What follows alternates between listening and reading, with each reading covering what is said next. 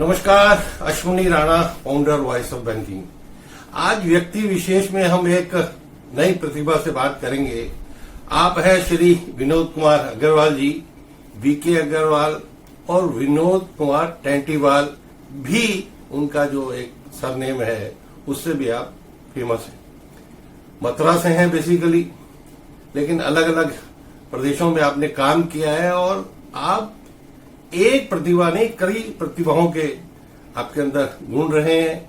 आप student leader रहे हैं, आप बैंकिंग के ट्रेड यूनियन लीडर रहे हैं, आपने एडवोकेट भी रहे, आपने इमरजेंसी में जो लोग अंदर गए उनका भी संगठन चला रहे हैं, आपने जो ग्रुप हाउसिंग सोसाइटी के अंदर भी एक बहुत बड़ा काम किया है। तो विनोद जी, आपका स्वागत है हमारे चैनल पर। और धन्यवाद राणा जी, बहुत बहुत कि आपकी ये जो प्रतिभाएं हैं ये कैसे विकसित हुई, कहाँ से हुई, उसका हमें थोड़ा सा एक, ताकि और लोगों को भी उससे कुछ उत्साह मिले, कुछ लोग आपसे प्रेरणा ले सकें। तो कैसे आपने ये स्टूडेंट लीडरशिप शुरू की? प्रतिभाएं तो ईश्वर की दया से जन्म जाती होती हैं जी, लेकिन उनको विकसित करने का कोई न कोई रीजन बन जाता है। जी, मैं हाई स्कूल करने के बाद इंटरमीडिएट में वृंदावन में पढ़ता था। मेरे एक शिक्षक थे भोलानाथ जी पांडे। वो अपनी क्लास के अंदर जो है देश की राजनीति पर, देश के इतिहास पर, देश के विभिन्न विषयों पर हिंदी पढ़ाते थे, लेकिन उसके साथ साथ वो भी बात रखते थे। वहां से मेरी जो है थोड़ी सी रुचि पढ़ाई के अलावा दूसरे विषयों पर भी हुई। फिर मैं इंटरमीडिएट करने के बाद जब मैं ग्रेजुएशन में आया मथुरा में, तब मुझे थोड़ा सा रुचि पैदा हुई छात्र राजनीति में, छात्र स्टूडेंट एक्टिविटीज में मैं सक्रिय हुआ। तो सबसे पहले तो मैंने वहां अखिल भारतीय विद्यार्थी परिषद को खड़ा किया और उसके बाद अखिल भारतीय विद्यार्थी परिषद का काम करते करते करते फिर वो जेपी मूवमेंट चला। जेपी मूवमेंट में वहां छात्र विकास संघर्ष समिति बनी थी, मैं उसका वहां कन्वीनर था। उसके बाद इमरजेंसी लग गई। इमरजेंसी में हम लोग, मेरे पास 2 थानों में मेरे खिलाफ FIR थी, मैं जेल चला गया। फिर मेरी लॉ, मैं जिस समय इमरजेंसी लगी थी मैं लॉ का 2nd ईयर कर चुका था, केवल एक 3rd ईयर बाकी थी। तो फिर मैंने बाद में जो है इमरजेंसी के बाद 3rd ईयर किया, फिर मैंने लॉ किया। फिर उसके बाद बैंक में जब आया तो ट्रेड यूनियन मैंने फिर वहां से शुरू किया। तो ये जो आपने छात्र राजनीति और उसने एडवोकेट और इमरजेंसी में जेल चले जाना, वो सिर्फ अपने शिक्षक की प्रेरणा से या और भी किसी संगठन के कारण आपको कुछ प्रेरणा मिली ताकि आप उस विचारधारा के साथ जुड़ गए? संगठन से भी मिली। विद्यार्थी परिषद के बाद मुझे मेरा संबंध राष्ट्रीय स्वयंसेवक संघ से हो गया। राष्ट्रवादी संगठन तो राष्ट्रवाद के से जितने भी जुड़ते हुए संगठन थे उसमें रुचि पैदा हो गई। तो मूल रूप से तो राष्ट्रीय स्वयंसेवक संघ ही, वो आप कह सकते हो कि वो ही प्रेरक तत्व था। तो बैंकों में जो ट्रेड यूनियन का, क्योंकि जब आपने बैंकिंग शुरू की उस समय तो पूरा लाल सलाम और उस तरह के नारे लगते थे, तो आपने ये जो है भगवा राजनीति की शुरुआत कैसे बैंक में की? वो ऐसा है राणा साहब, मेरी जो है पोस्टिंग हो गई राजस्थान में state bank of Bikaner Jaipur में बांसवाड़ा में। मैं जिस ब्रांच में था या जिस बैंक में था, तो उस समय BMS की कोई यूनियन नहीं थी और CPI की यूनियन का ही बैंकों में बोलबाला रहा था। लेकिन चूंकि मैं राजनीति से आया था तो मुझे पता था कि ये यूनियन जो कम्युनिस्टों की है, तो मैंने फिर जो है भारतीय मजदूर संघ की यूनियन वहां खड़ा की और मुझे बहुत से साथी मिल गए, अच्छी यूनियन चली।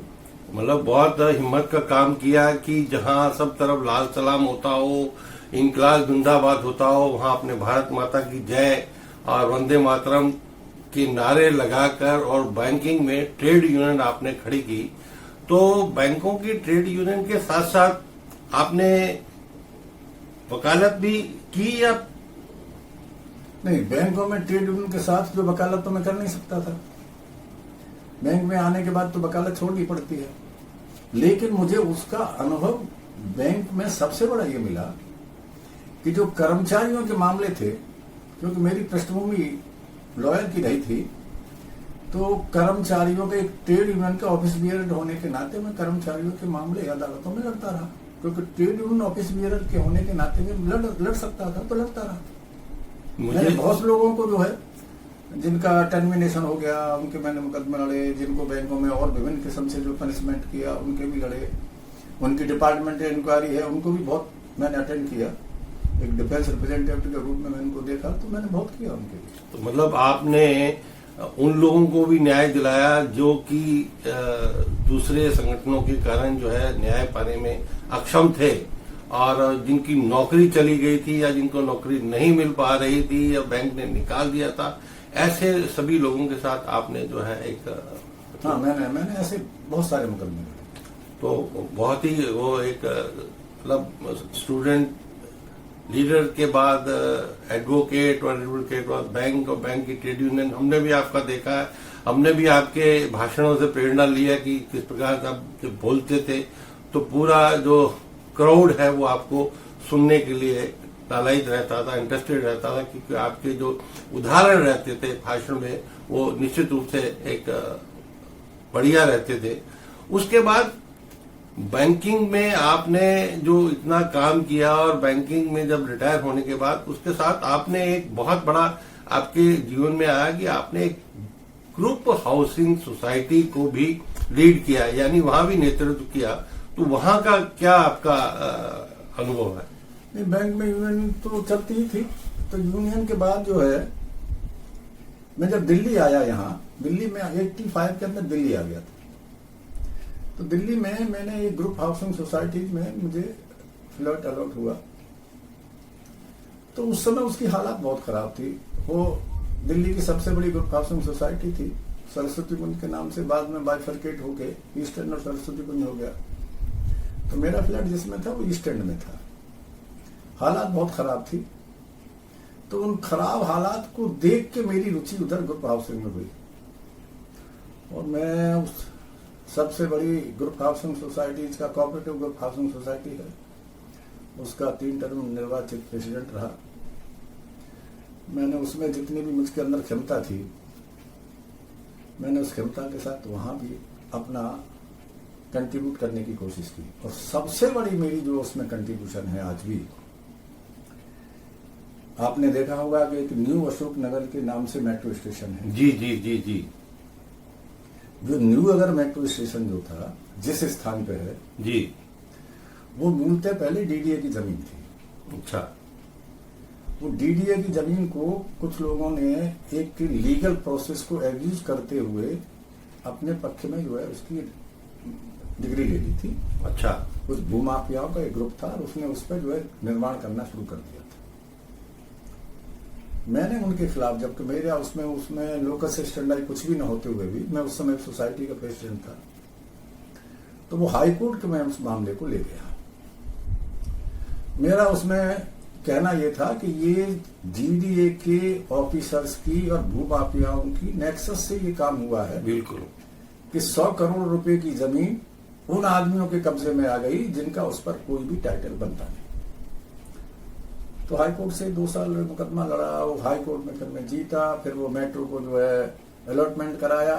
तो ये मेट्रो स्टेशन जो न्यू अशोक का है, मेरे को लगता है कि सबसे बड़ा मेरा अचीवमेंट जो है ग्रुप हाउसिंग सोसाइटी में काम करने का सबसे बड़ा वही है। और आज वो सोसाइटी के गेट पे ही मेट्रो स्टेशन है, लोगों को बहुत बड़ी सुविधा है। जी, अभी देखिए कि आज इस प्रतिभा से मिलने का और मिलाने का जो मकसद था कि विनोद कुमार अग्रवाल जी अगर हम शरीर से देखें तो वो बिल्कुल ऐसे लगते हैं, लेकिन उन्होंने इतने बड़े बड़े काम किए हैं, चाहे स्टूडेंट यूनियन हो, चाहे इमरजेंसी में अंडरग्राउंड वर्किंग हो, या एडवोकेट हो, बैंकिंग की ट्रेड यूनियन हो, और सबसे बड़ा जो उन्होंने बताया कि जो कोऑपरेटिव के अंदर उन्होंने जो खड़ा किया है, अगर आप भी उस सोसाइटी को देखेंगे तो इतनी बड़ी सोसाइटी को उन्होंने एक लीडरशिप दी, और लीडरशिप ही नहीं दी, उसको सोसाइटी को पूरा करवाया और उसके साथ जो new Ashok Nagar metro station और आज उसके साथ ही वहां पर जो एक रैपिड मेट्रो का स्टेशन भी आ गया, तो उसकी वैल्यू वहां पर बहुत बढ़ गई है। तो हमें लगा कि आप जैसे प्रतिभावान व्यक्ति से बात करनी चाहिए और लोगों को भी पता लगना चाहिए कि प्रतिभा कहाँ से विकसित होती है। तो आपकी प्रतिभा जो विकसित हुई वो उस विचार से थी जो कि एक राष्ट्रवाद का विचार था, और राष्ट्रवाद की उस विचार से आपने प्रेरणा लेकर इतने सारी प्रतिभाओं को जो है विकसित किया और समाज के लिए आपने बहुत बड़ा कंट्रीब्यूशन दिया। तो विनोद जी बहुत बहुत बधाई। आज भी आप लगे हैं और हम चाहते हैं कि आप स्वस्थ रहें और समाज की ऐसे ही सेवा करते रहें। बहुत बहुत राणा धन्यवाद। साहब आपका बहुत बहुत धन्यवाद। नमस्कार। बहुत बहुत धन्यवाद। नमस्कार।